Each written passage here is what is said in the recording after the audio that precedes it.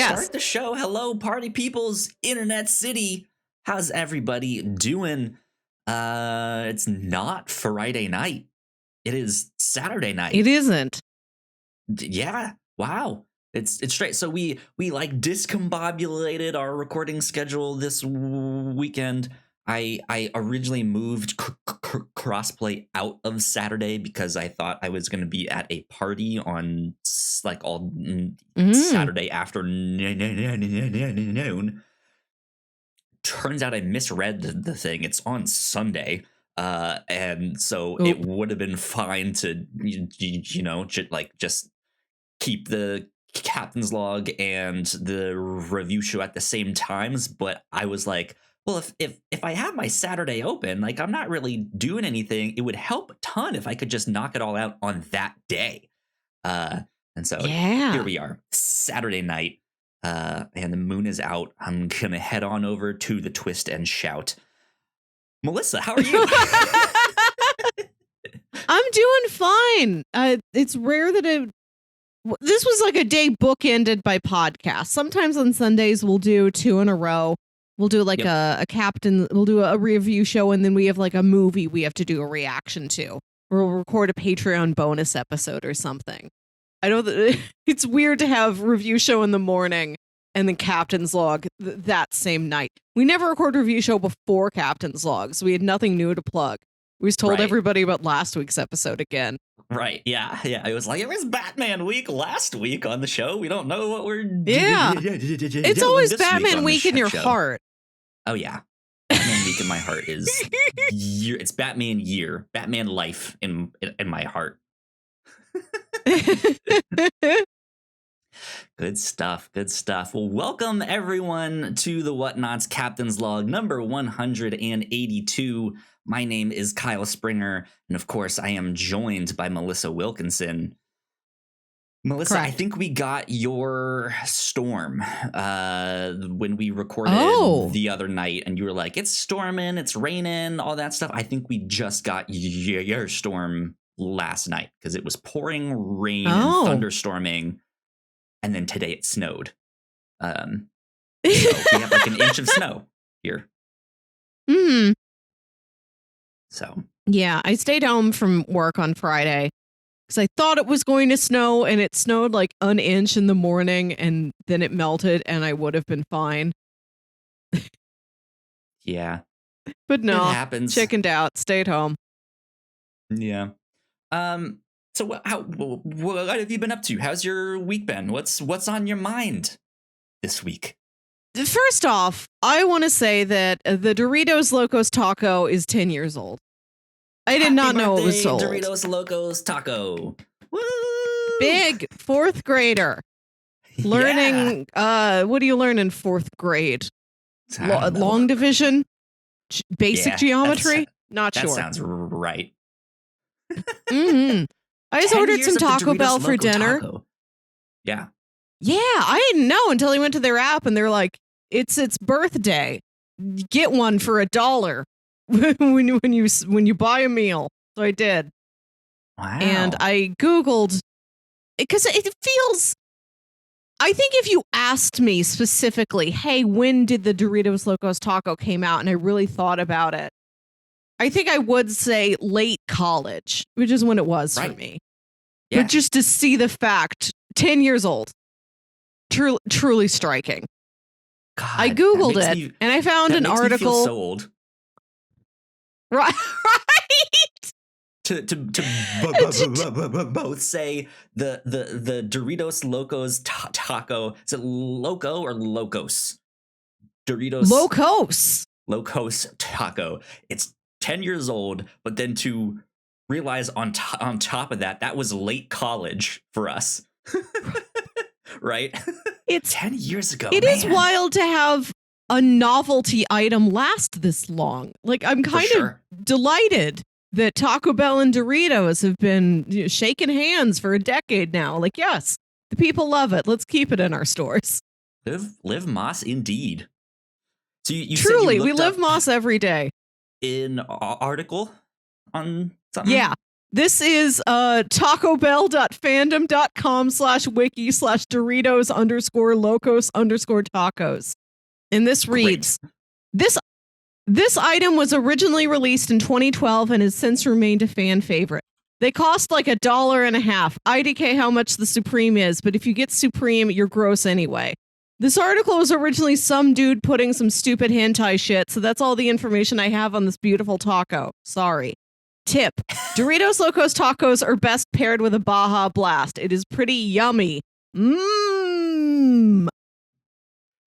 I just found this. This is real. It's very real. The article was originally some dude putting some stupid hentai shit. So that's something. This is great. Oh my god. I love that. Oh my gosh. This actually is the thing here. What's up? It links to another article, like down at the bottom, related pages, Big Beef Taco. Click on it. The Big Beef Taco is a taco with extra beef. I don't know if I'm... No, where's the Big Beef? It might be a randomly generated, it might be, because I have the, like, fan feed underneath that. Is that where it is? And it says, like, more Taco Bell wiki. I have the Bell Beefer. Oh my god, yes, the Bell Beefer was like a Sloppy Joe type of a sandwich. Ugh. There's an extensive article on lava sauce, however. There's somebody had a lot they needed to say about lava sauce. History. Lava sauce dates its origins back to June 1995 with its introduction in the Volcano Taco as a Congo tie-in to the motion picture film Congo. Wow. Users across the country praised its rollout design and flavor. Not users of the hot sauce. Not consumers, not connoisseurs. Users, like it's a software. Or a website, yeah. God, that's funny. That's better than I think most things we could find on the Mountain Dew wiki. Right. Taco Bell's the new reigning fan wiki. Send us a better one. Right? God, that's great. I love the like 90s back around they got going on too with the not designs. 90s enough for me. I mean, yeah, but still. That's so funny. Has there been other kind of like novelty food things that have lasted anywhere near that long that you can think of? I mean, there's other crossover items, but they're crossover items that make sense, like the M&M McFlurry. Sure, yeah. Not that a Doritos Locos Taco doesn't make sense, but that is more of a wild fantasy you come up with yourself on some late night. It's a Dorito in a different form on right. that bit, right? It's not just like Doritos crunched up on top of it. Mm-hmm. It is like, hey, the shell is a Dorito. Right. For that thing. So a soft Dorito that has to come in a sleeve. Can't stand up on its own. Because everyone loves the like McRib stuff at McDonald's, right? But that's not really like a novelty. I mean, I guess it is in one sense, but just by the fact that they have made it one over time. But it's not, right. There's not like a product crossover. I guess the Shamrock Shake is kind of a novelty in that they could simply call it Mint Shake and keep it year round, and they never have. They never do. So I usually don't eat at Taco Bell. When I was younger, I really didn't like it because I'm a very picky eater, and I don't like tomatoes, don't like onions, all that stuff. So like me as a child would be like, just give me like a cheese quesadilla.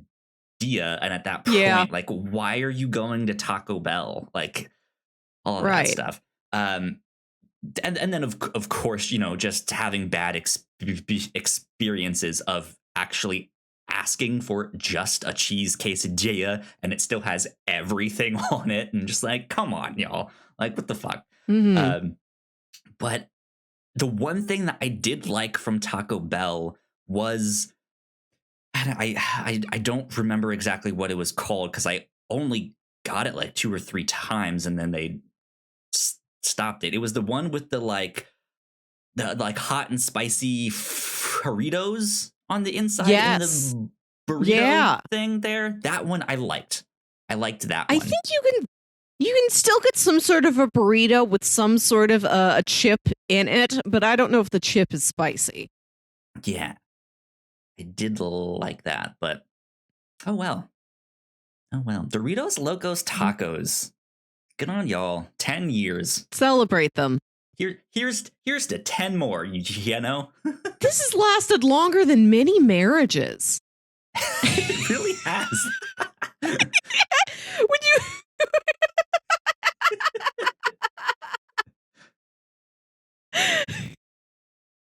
It's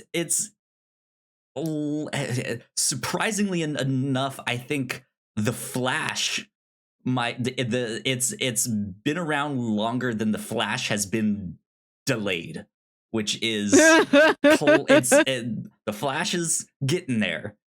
Yes. Which is what I wanted to segue to next.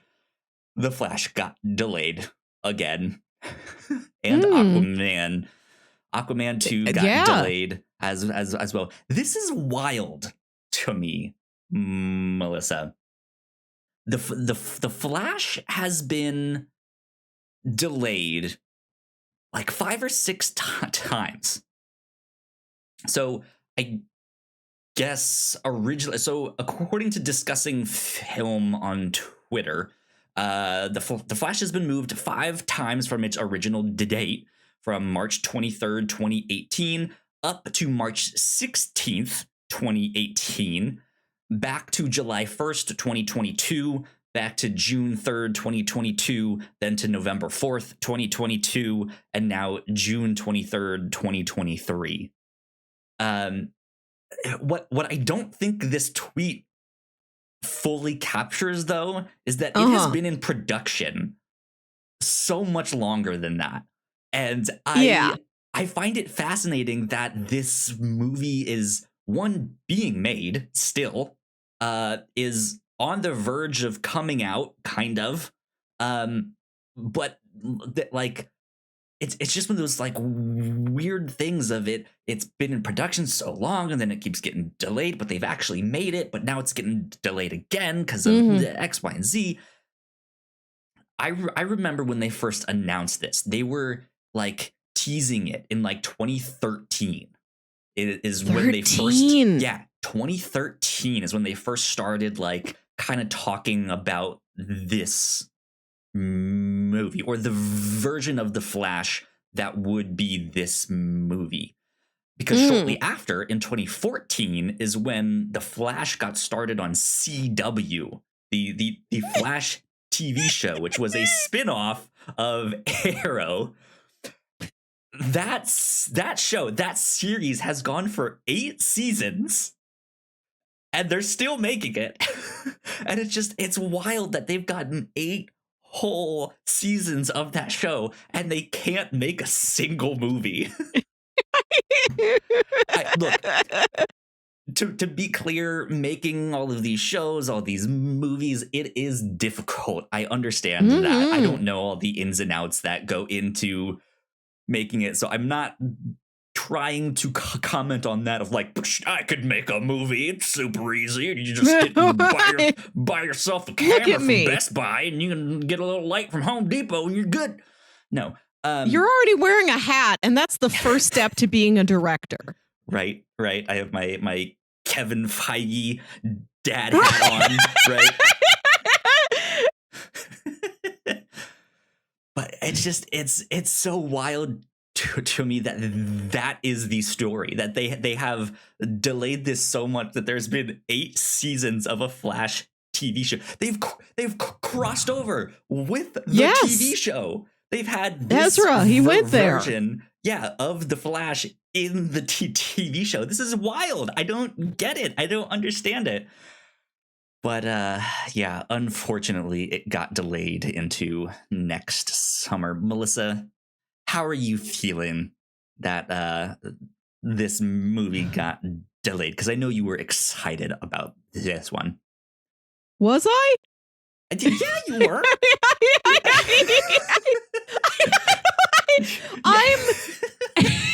I'm as excited for this as I am for any superhero film, I suppose.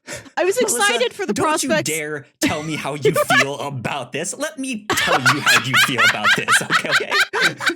You're excited.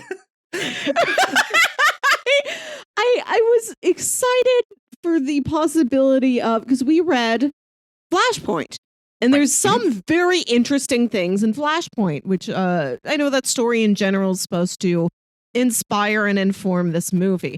I'd say I'm less excited for the Flash film overall and more excited for the possibility of a skinny Superman who's been kept in a cage his whole life. Yeah. I'm excited for that. I do also look forward to seeing Michael Keaton again. I do love any sort of a multiverse crossover. I think that's fun. So yeah. I mean, I'm more excited for the Flash than I was for like Black Adam or Aquaman. That part is true. Okay. After The Batman, this was my second most anticipated DC film of the year. Under that qualifier, yes. Have you been hearing the theory that Michael Keaton is not actually playing Bruce Wayne? He might be playing Thomas. I like that. The Batman from Flashpoint, which, by the way, all these like Batman variants, they always end up being super popular. There's now the Batman Who Laughs, which is a Batman who killed the Joker but then ended up becoming the Joker after that. There is this like Thomas Wayne Batman from Flashpoint. I think if I'm not mistaken, this week they're releasing Flashpoint Batman like issue 0, and it's now he's like after look he's been in the main universe, all that stuff. He's now back in the Flashpoint universe, and he's not happy about it. Melissa, sounds like he's gonna go on a rampage. Read this comic right now. Bam. He's not happy about it. Yeah, they are still making comics and stuff like that based off of characters in Flash, in this like alternate universe Flashpoint story, which is kind of wild but kind of neat. That like, hey, these ones stuck. So sometimes you just never know what will stick and do all that stuff. But Aquaman and the Flash are both delayed, but the new Shazam movie got moved up, and now that's coming at the end of the year. I do like Shazam a lot. The first Shazam was really good. I did like that one. I did see some tweet that I think it was one, I don't remember if it was like the director or like someone who worked on the film was like, well, the problem with the Flash now no longer coming out before our movie is that we can't really explain away why the costumes are all different now. We could have just said that the Flash like screwed with the timeline and all that stuff, but now we can't really do that except for, I guess we could just say the wizard did it. Like, I guess that's a good thing about having a wizard in your movie. Jaimon Hansu just gave you a makeover. Magicked it away, right? Yeah. So I am looking forward to that one. I thought Aquaman was okay. It was better than I kind of expected it.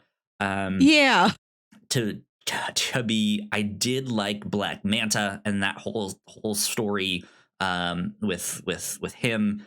But yeah, I don't know if I'm super excited for that one, but I'm at least more interested than I was in the first one, if that makes sense. Like I was not like when that stuff was coming out, I was like, DC has been making terrible movies. These are all bad. I'm not interested in them. But this one at least saved some face. But man, I really wish the superhero films would just lean more into different genres. Like, I think that is the thing that they really need to do to stay different, to stay fresh. Yes. I mean, we just saw the Batman recently, and I thought it was fantastic. I thought it was phenomenal. It is heavy into the like crime noir, like detective story genre. It's not like I wouldn't really describe it as a superhero film, because it is a detective story. It's a mystery. It's a noir, right? And I think that helped it like have an identity. Yes. Yeah, I really hope that more movies go in that direction where it's like, this one, whatever it is, it's a horror movie. Oh my god, that'd be wild. Or, this one is absolutely a rom-com, right? It's just a good honking time. Give us that one. I think they should make an Aquaman movie that's like an old 1960s beach movie with just Aquaman in it. Mostly teens in demure bikinis, but partially Aquaman. It's like Aquaman joins the like recreational beach volleyball team, and it's a sports movie. Yes, oh my god. Yeah, where's our first superhero sports movie? It's mostly about Victor Stone playing football, and at the end he does like some cyborg stuff. To be honest, that'd be kind of cool. Like, yeah, I'd love a normal football movie for 90 minutes, and then he gets into a car crash and his dad rebuilds him with robot parts. We must save you with apocalyptic technology. You're just like, what? Where did this come from? I would love this. I need like a new original superhero story that is a normal slice of life teen movie for 90 minutes and drops it in at the end. It's a whole trilogy, right? Of all of that stuff. And it's not until the end that they get turned into the superhero. A whole setup trilogy. Funny. Yeah. God, that'd be interesting. I mean, I guess arguably you could say the Josh Trank Fantastic Four is kind of like that, right? No, from what I hear, right? Because it's not really till the end of the film that they like show up and do like superheroic stuff. Okay, but they do have the accident. No, they have the accident fairly early on. They are them. They are the individual Fantastic Four, but they don't team up to fight Doctor Doom until the end of the movie. It is 5 minutes from the end before you see the Fantastic Four gathered as a group. They spend the whole movie separated. I gotcha. But yeah, I mean, just like a whole movie that is like a legal drama with like Matt Murdock and Foggy Nelson and She-Hulk and like just no superheroics. It's all you just know that's who it is. Drama. I like this. That'd be like I think they really do need to lean into that, because then when they do the like Avengers style team ups, they could just do the most big bombastic popcorn flick. Just all action all the time, and like you care about these characters because you've dived so much into these like everyday life stories of these. I don't know. I'm sure it wouldn't play well all the time. Like you still do need some like, let's just do a superhero movie with She-Hulk, right? And she fights Red Hulk, or she fights Titania or something, right? But yeah, just I would love to see them take more chances with genres. Just go deep in those genres for sure. I feel like we talk about this once a year.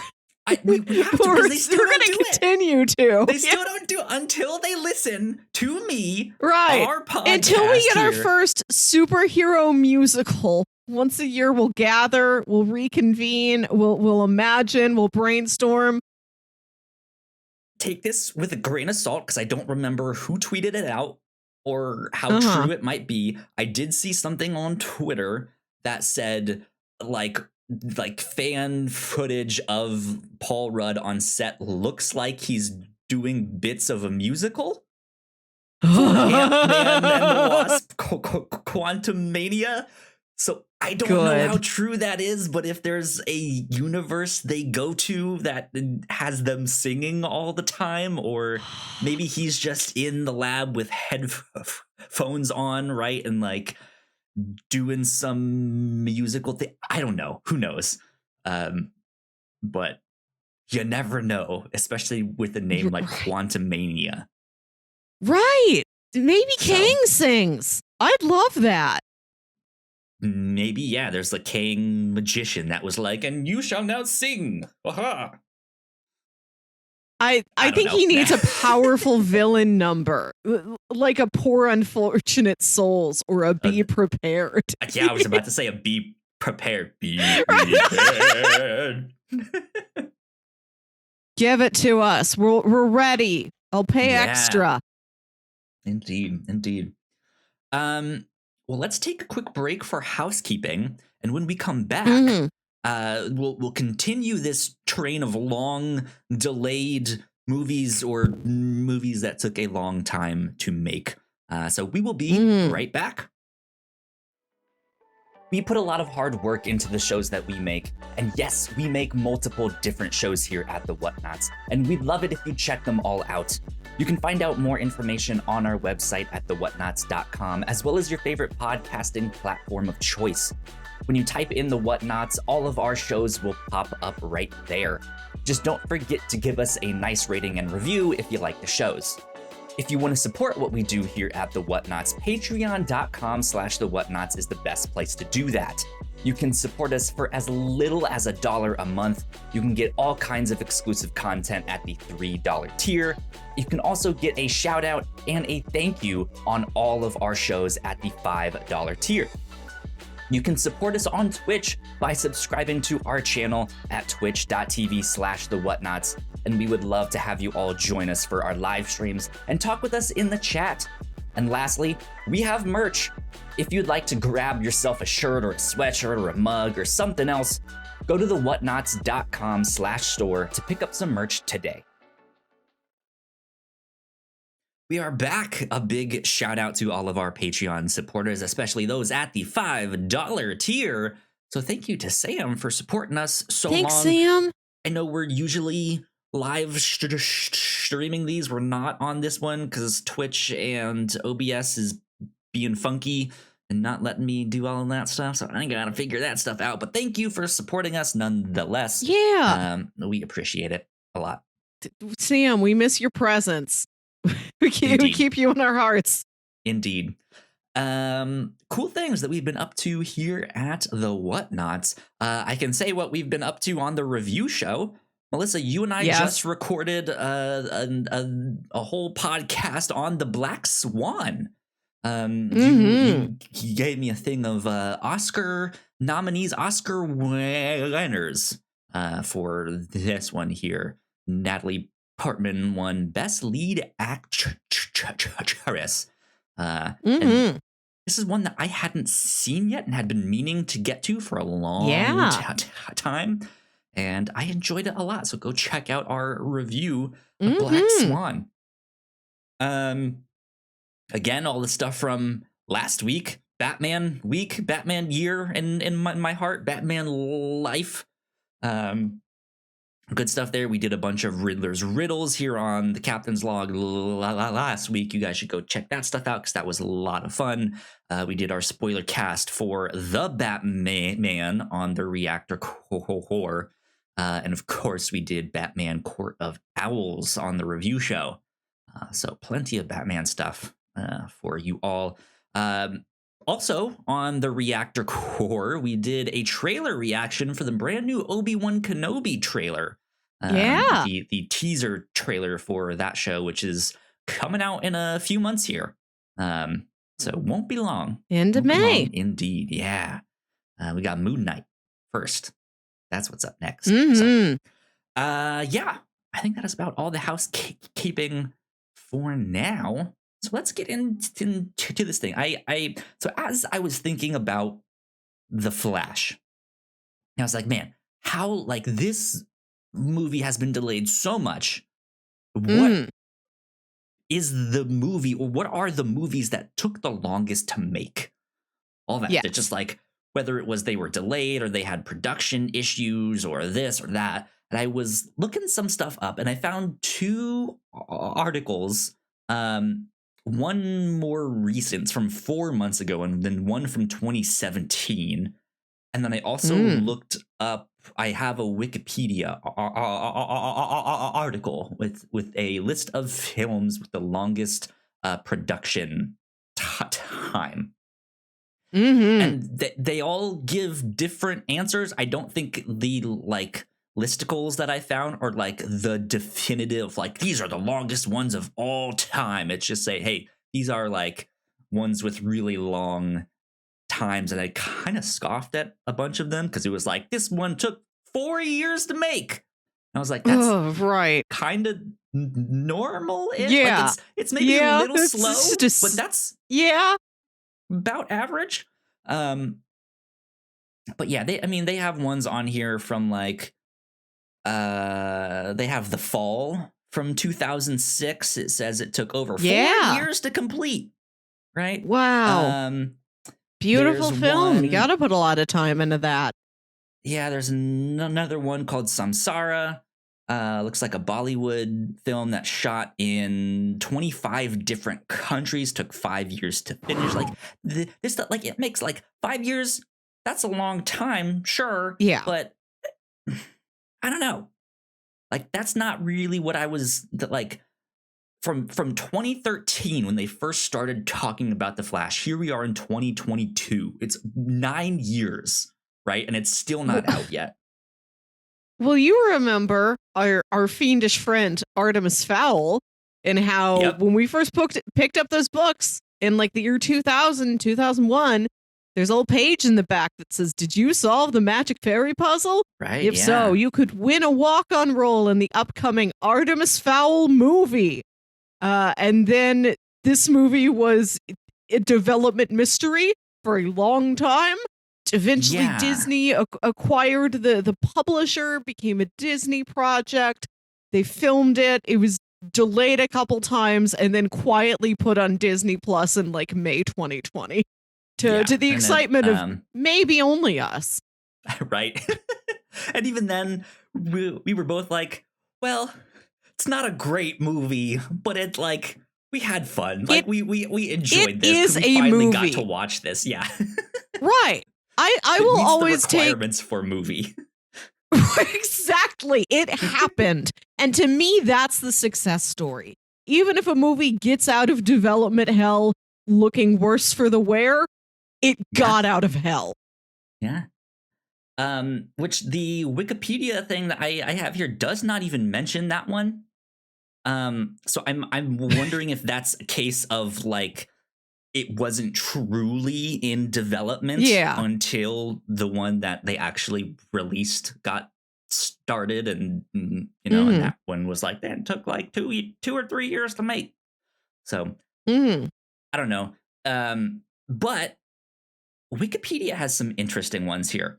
The longest number, let me ask you this, Melissa, what do you think the longest number of years for production a movie has gotten, according to this Wikipedia thing here?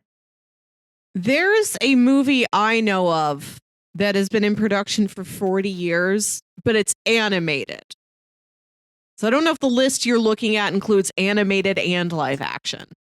It has some animated stuff on here. Thief and the Cobbler's an infamous one that took like 29 years to get any sort of release. Correct. The work began in 1964 and was finished in 1933 for The Thief and the Cobbler. 1933? It was finished. Did I say 1933? 1993. They had to invent time travel and then go back in time and finish it. That's how long it took. before they even started it, right? No, but like that makes me interested now. Like I kind of want to go watch The Thief and the Cobbler to be like, Okay. what is this movie? Do you know anything about The Thief and the Cobbler? I don't. No. Okay. This was the passion project of animator Richard Williams, who directed, he was the animation director for the cartoon half of Who Framed Roger Rabbit. He's had a rich history in the medium. And this was his passion project. It's sort of an Arabian Nights sort of tale where a simple cobbler falls in love with this princess, but like her dad's royal advisor wants to marry her, and he tries to get the cobbler out of the way. And he would take odd jobs to work on this. He'd do like commercials or animated film, intro credit sequences to pay for this thing. Would work on it whenever he had funding. And it is kind of wild, incredibly detailed. Like there's like huge shots that like zoom out of one little room, out of a window, out through this entire city, and it's all hand drawn. Yeah. And at some point, I think in 1993, he didn't finish it. The production was sort of taken away from him. Like whoever his investors, his funders were like, you aren't finishing this in an efficient manner. Like, just get it done. We don't care how detailed it is. Just do it. I gotcha. And so it was, it was released like twice. It's a very quiet, thoughtful movie. Like the main character doesn't speak.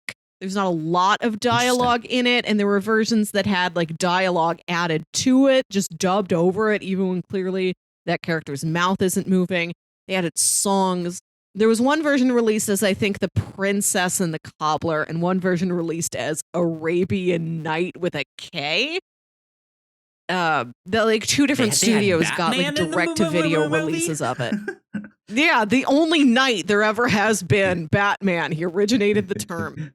Yep. But if you go on YouTube, you should be able to find something called The Thief and the Cobbler, the recobbled cut, which is as close as it can be to Richard Williams' original vision, including things like storyboards and animatics that were not finished.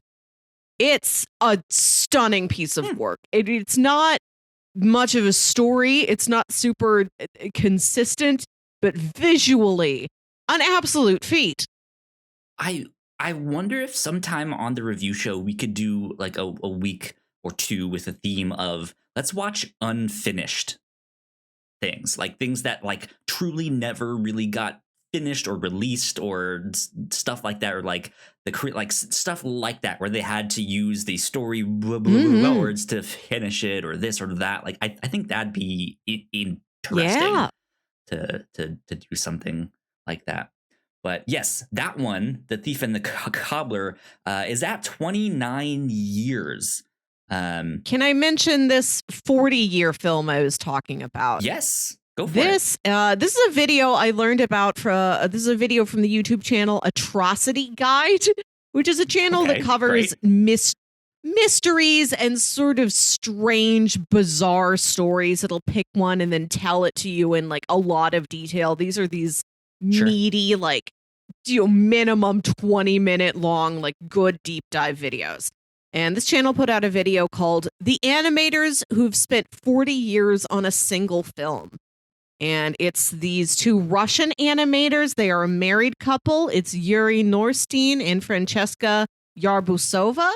And they've got a strong history in animation, like some of the finest pieces of animation that have come out of Russia. They do this beautiful, like hand-drawn and layered effect. Like it's not like sheets of drawings. They draw and then they move the pieces with the drawings on them around almost like it's stop motion. It's a sort of like paper, like illustrated stop motion thing. It's really unique. And for 40 years, they've been working on a adaptation of a Russian short story called The Overcoat, about this, this poor older working man who's been working his whole life. He buys himself like a new overcoat finally after saving up this money, and then it like changes who he is. People look at him differently now that he has this nice overcoat. and it kind of affects his life maybe for the worse. Yeah. But they've been working on it. I think this was another project, if I'm remembering correctly, that like never had consistent funding. It was start and stop, and after a while, they just they've been doing the entire thing by themselves out of their house, and they realize we're never going to finish this. We will die before this is finished with the amount of detail and craft and time that goes into this, and the fact that it's just two of us and maybe some assistants sometimes.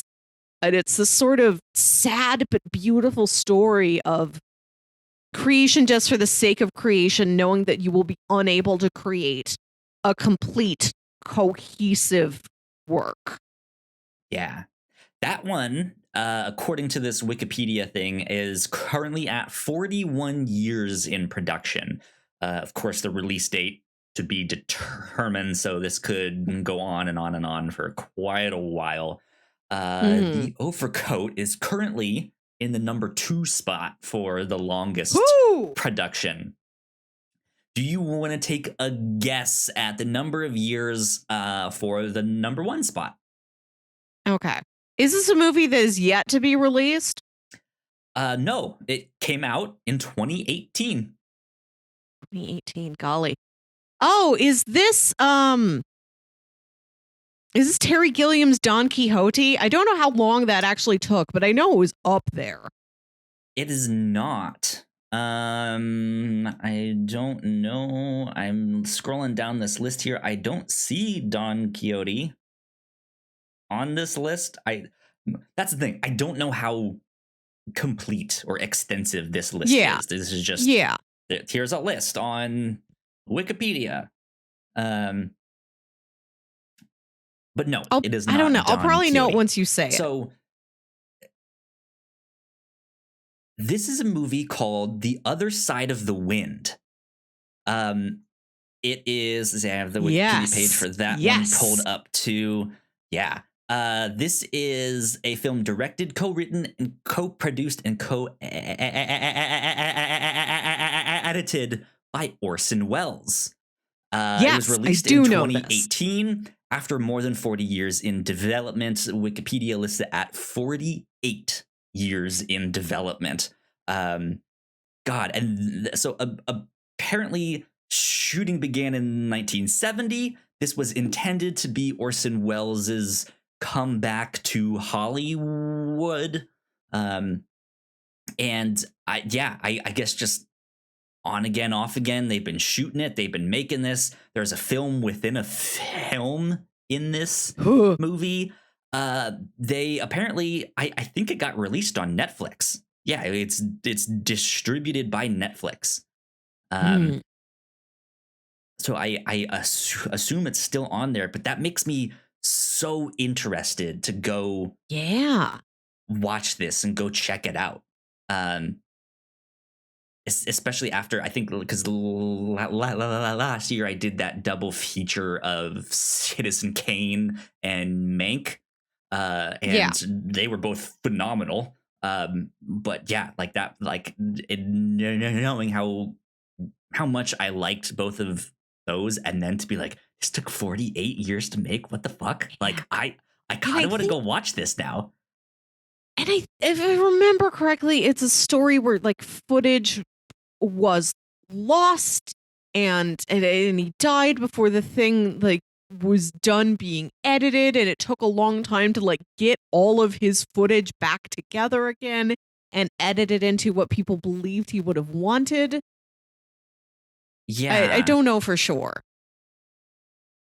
It says, despite his death in 1985, filming was completed and several attempts were made at reconstructing the unfinished film. In 2014, the rights were acquired by Royal Road, and the project was overseen by Bogdanovich and producer Frank Marshall. It had its world premiere at the 75th Venice International Film Festival on August 31st, 2018, and was released on November 2nd, 2018 by Netflix to critical praise. Accompanied by a documentary They'll Love Me When I'm Dead.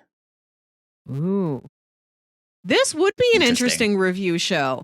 We take 1 week where we watch a movie that has a famously tumultuous backstory and also has a documentary about it. Like, we could watch The Island of Dr. Moreau and then watch that documentary about how disastrous it was to make The Island of Dr. Moreau. It's called like Island of Lost Souls or something. Interesting. Yeah. We could watch The Emperor's New Groove and good theme. The Sweatbox. The Emperor's New Groove was a movie that it started out very differently. It was going to be more of a prince and a pauper tale. It's still set in the same like sort of ancient Mayan world. I don't know if I've got that exactly correct, but it was around that time, around that area. It was going to be more of a sincere, like, sort of a fairy tale approach, a bit more dramatic. It was going to be a full musical, and over time it changed and warped, and it became The Emperor's New Groove, a movie that people love. It's a lot of fun. Favorites. Yeah, but it is like a very silly, fun romp, and it started out as something like a lot more serious. And there's a documentary, it used to be on YouTube, called the Sweatbox. And the Sweatbox was the term for this theater space within Walt Disney Animation, where you would all go and sit in the room and you would watch the rough cuts of the animation that you were working on. And I guess either the room wasn't ventilated very well, or they called it the Sweatbox just because you were so nervous about what these producers were thinking of the work that you were doing. Wild. I had no idea.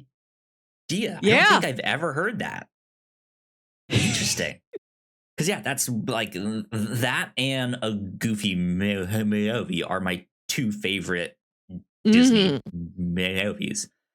Man, that would be a good theme. A movie and like a documentary about what it was like to make it, or something like Mank, where it's like, hey, here's a dramatization of what it was like to make that. Or we both get like a physical copy of the movie, and we talk about the movie and all its special features and commentary and behind the scenes featurettes. That'd be neat. We'll have to figure that out at some point. 48 years. That's kind of wild. I don't know. Like, I see myself sticking with the podcast, right, for a long time, but man, 48 years, I don't. Oh my God, we would just have to loop it. We'd loop the thing over and over again. It's like, we're 60 years old, and it's like we're gonna talk about Mr. Robot for a third time. Remember that old TV show, Mr. Robot? It was great. Good times. Melissa, you've been interested in the Oscars and stuff like that recently. This year I have. I've had a passing interest in them most years. I like movies, but I don't always get out and see like the most prestigious ones. But this year, mainly because we'd watched The Power of the Dog on the review show, and then that got 12 nominations. It's really sweeping the board there. I got interested in the Oscars this year, and it made it a point to watch as many of the nominated films as I can. There you go. And good stuff. Yeah, because I'd already seen some of them. Like, I think before they even announced the nominees, like I'd seen Power of the Dog, I'd seen Dune, I'd seen Nightmare Alley. That one I did go out and see with the interest of it being, Guillermo del Toro's previous film won Best Picture. There'll probably be some buzz about this. Let me make sure I go out and see it now when it's in theaters and it's not a movie I go catch up with later. Yeah. I want to be on top of the game. I don't know if I'll do this ever again. I don't know if I'll do this next year, but this year, Oscars are my jam, inexplicably.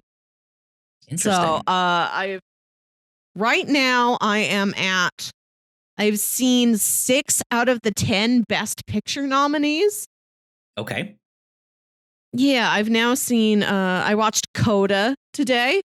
I watched Drive My Car earlier this week. I think I've heard it. Is Coda a crime movie?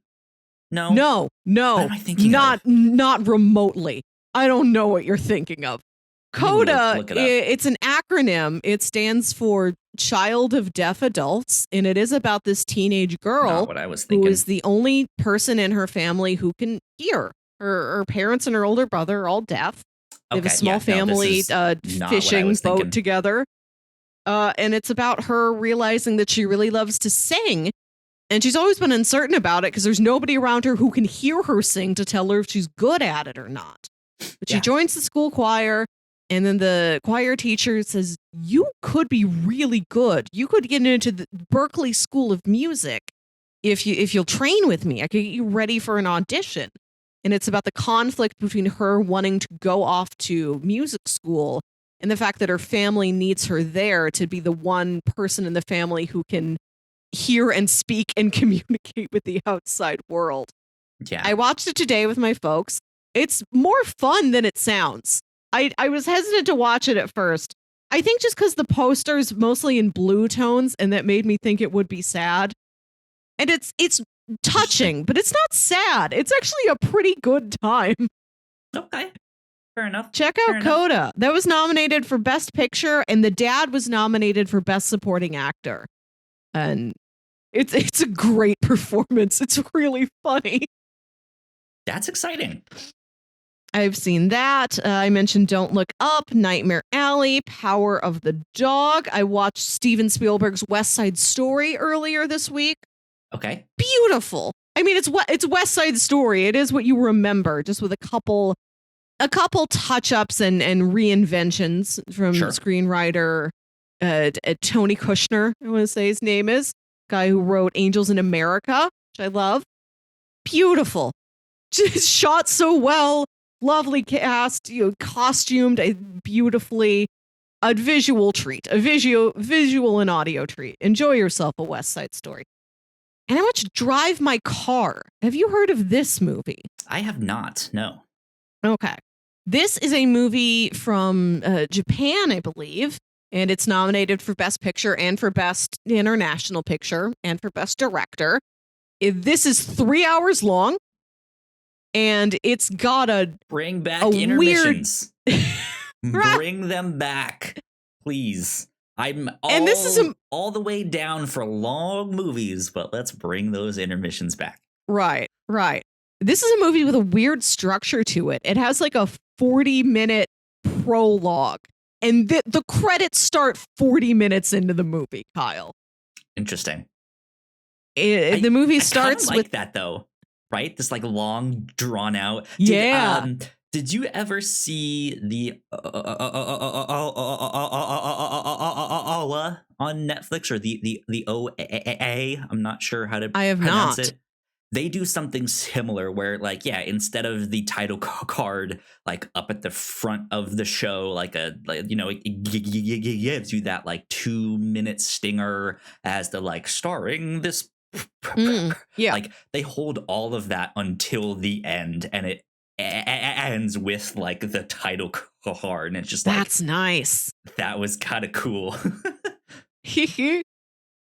Drive My Car starts with this married couple. The husband is an actor and the wife is a writer it seems like she works at a TV studio, but I think the HBO Max movie description says she's a playwright, so maybe she writes plays for filming and broadcast. I'm not sure. But he finds out she's cheating on him with one of these young heartthrob actors who's in one of her productions. And then she dies. She dies.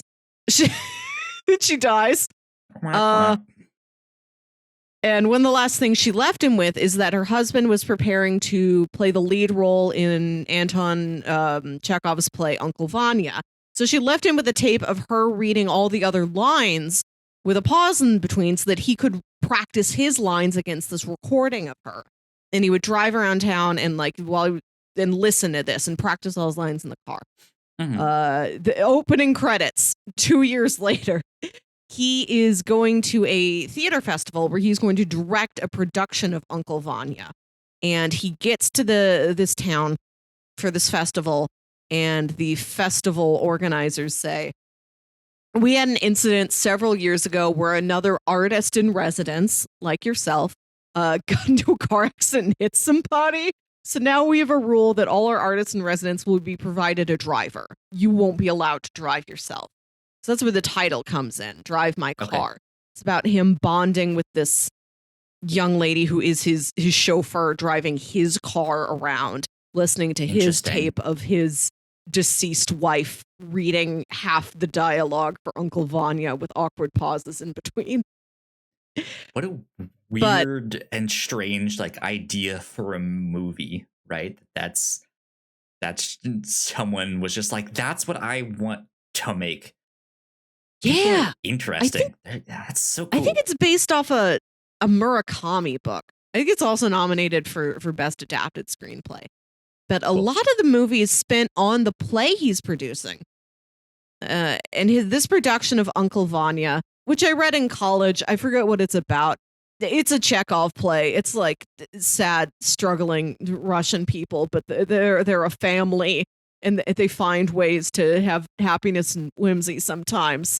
A gun appears in the first act and goes off by the third act. Classic Chekhov stuff. Right. And this production he's directing, he has cast people from all across different parts of Asia, and they'll all be doing the dialogue in their own native language. So we've got actors within, this play within the movie who are speaking Japanese or Chinese or Mandarin or Korean. One actress speaks sign language Korean. And they'll all learn and perform their own parts in their own language. And not all the other actors are going to know what that language is. So they just learn the sort of the beats and the pattern of what it is that the other person is saying. Yeah, and like they know the script, they know what the words are, but they don't know each specific word that their co-star says and like what word that translates to in the script. And it's about him exploring that space, and you just watch the auditions, you watch them rehearse, you watch them perform, and which is kind of a separate part of the movie than the subplot with him and the chauffeur. There's one scene where he does invite the chauffeur to come in and watch one of the rehearsals, and there's the young actor that his wife was cheating on him with at the beginning of the movie. He shows up, he auditions for this play, and this man casts him to play Uncle Vanya, the role that would be against this old cassette tape of that's all he's left of his deceased wife. There's a lot going on, but it's a very simple, straightforward movie that's just got a lot of different layers to it. Shot beautifully, lovely music. I was surprised at how captivated I was for all 3 solid hours of this film. Sometimes movies just hit you like that, where like you don't expect to be like, but you're just like, I'm captivated. Like, tell me more. What happens with this play? Like, how do they figure all of this stuff out to know their line? And it's just simple stuff, right? I mean, you're just like, something about it is just like, it's so out there or so eclectic, or it's just like it's shot beautifully or something. Who knows? But movies are magic. They are. Did I tell you about the tragedy of Macbeth? I don't think you've really mentioned it on the show, but I've recently seen some advertisements for it and some stills, and it looks incredible. Yes. This didn't get nominated for Best Picture, but it's nominated for cinematography, production design, and Denzel Washington as lead actor, Macbeth himself. And it's Macbeth, like from Shakespeare. It's directed by Joel Coen of the Coen Brothers, his first solo feature film. And it's designed to be like this incredibly stark, surreal black and white landscape. And everything feels like it's almost, it's wild because every time they leave the castle, it's super foggy out there and might as well be the mist. And then they go inside the castle, and it's like, here it is a sunny day, because there's like a big sort of like tower with like an opening, like a courtyard that goes down into the middle of the castle, right? And it is the sharpest, highest contrast shadows in there. There's no diffuse lighting. You go out in the world, everything's foggy. You're in the castle, everything is stark. It is bright white or like deep blacks. Yeah, it looks really cool. Almost like an episode of Twilight Zone sometimes. It reminds me of the Mysteries of Harris Burdick, those old illustrations, if you're familiar with them. Look these up. It was a book, I want to say by Chris Van Allsburg, who did Jumanji and The Polar Express. And the conceit of this book is that this is a story that Chris Van Allsburg has heard from his publisher, that one day this illustrator came into the publisher and said, I've got a book I want to publish. It's all this collection of short stories. For each short story, I have this beautiful pencil illustration. You said it was the Mysteries of Harris Burdick, right? Yeah. You're going to see a bunch of black and white drawings. Yeah. Just wanted to make sure I got the right thing here. So supposedly Harris Burdick, brought the stuff into the publisher, and the publisher's like, I don't know. And the Harris Burdick's like, okay, I'll leave these with you. I'll leave you the illustrations, and each illustration has a title. It's got the title of the short story with it, and then a caption for the illustration. I'll come back later with the actual short stories. I'll let you think on these for a while. And then the man never came back, and he disappeared, and we've got these 12 illustrations. Nobody knows what the story is supposed to go with them. This was something that my 6th grade class had a unit on. Like, we looked at these illustrations. Our teacher had us imagine, what is the short story? You write it. And they're all these beautiful, eerie illustrations where it's like a man in his living room, and there's like holding a bump chair under his carpet. Right. And there's like a lamp halfway knocked over, and he's holding a chair, and he's going to smash whatever the bump is. Or there's like a kid going downstairs, and there's a tiny little door in the wall of their basement. Where there's a nun. It looks like, the nun that's on this chair that's like just floating in the middle of this cathedral. And then there's these two nuns just like calmly looking up. And it's like, Cindy, this is the third time today. Get down. Sister Cindy. Right. She's just floating on like a plain wooden chair, like 30 feet in the air. And I think that it's from a short story titled The 7 Chairs or whatever. And the caption for the figure just says, the 6th one ended up in France. And like when I watched The Tragedy of Macbeth, it made me feel like I was when I was 12 years old, looking at all these illustrations and wondering what the heck they were supposed to mean. Yeah. Interesting. Good stuff. Yeah. Well, check out lots of good stuff this year. I've been trying to watch some Best Picture nominees, trying to watch various like acting nominees. I watched Tick, Tick, Boom for Andrew Garfield. I watched Spencer for Kristen Stewart. The Lost Daughter for Olivia Colman as lead actor, and Jessie Buckley as supporting actress. I'm going to go, there's some of them that aren't, I can't get to yet without paying like $20 to rent them. I'm going to wait. Oscars aren't for like another 2 weeks, so I'm going to see if Belfast and King Richard and Licorice Pizza hit anywhere where I can watch them for cheap. I might have seen King Richard at like my local Red Box. HBO? It was on HBO Max for the first month when it was in theaters. Okay. It was one of those deals, and it hasn't been added back yet. But I think I saw it at my local like physical Red Box at my grocery store. So maybe I could rent it there. Okay. Yeah, well, I'm on a journey to the Oscars. I look forward to it this year. Again, will I do this next year? Who can say? I don't know.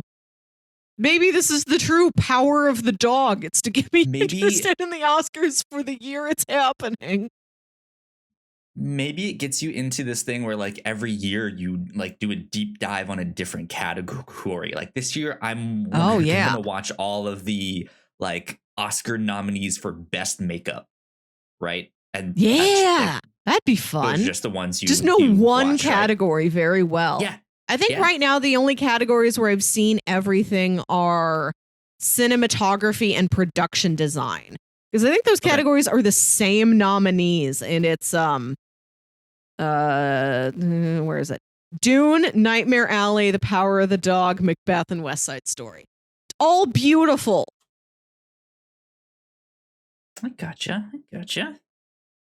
Man, I don't know. So when you started this conversation, I was trying to think. There was this one movie that I saw that in my head I was like, you know what? I should probably watch that soon.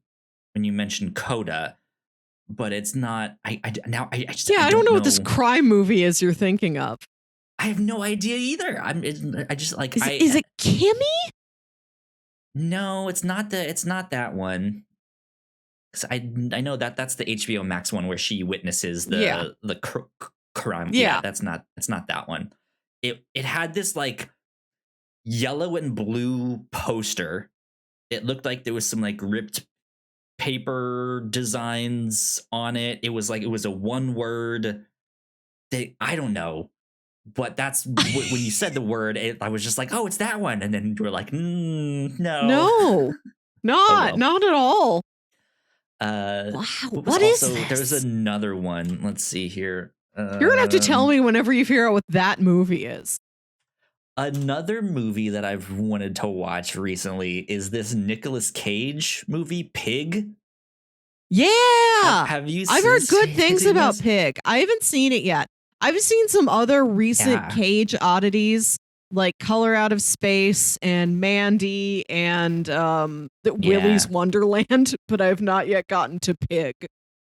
Yeah, I'm interested in some stuff like that. So who knows?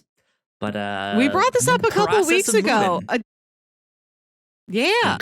couple weeks ago, we talked about how we'll need to do like some Cage stuff on the review show because we've never encountered him over there. So it's up to you if you want to give me some actual pitches or you want me to give you some pitches, or we just decide we're doing both the National Treasure movies for 4th of July. We can just decide that, just put it on the calendar. So I'm in the process of moving, so I haven't really been watching all that much, and I'm not making any progress on that stuff. So oh well, but soon I'm sure I will be making a lot more progress on all that stuff. So there you go. But I think that about wraps us up for this week on the Captain's Log. I just mentioned I'm moving. Next week we should be fine in terms of recording all that stuff. I don't know what my schedule is going to be exactly. I know my roommates kind of want to do a going away party for me. It's also closer to another one of my roommates' birthdays, so we might do some stuff there. We might move things around just a little bit. We're not sure. But after that, kind of playing it by ear. I know that the weekend that I do move, the 25th and 26th, not going to have access to my computer. I'm traveling, all that stuff. So we're playing it by ear. We might just take the week off at least, but we might have to do like an audio only thing that next week, or for both of those weeks, for whatever we decide to do. So just be aware of all of that.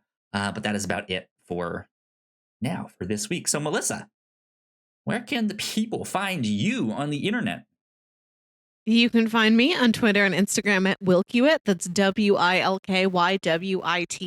And listen to my other podcast, Saturday Morning Obscurities, show where me and my brother James talk about weird old kids shows you feel like only you remember.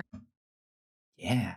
You guys can find me at Yo Kyle Springer. And if you guys want to stay up to date with all of the stuff that we do here at the Whatnauts, we are at the Whatnauts on Twitter. So please go like, share, and subscribe. You guys know the deal with that. Help us spread the word. That would be great.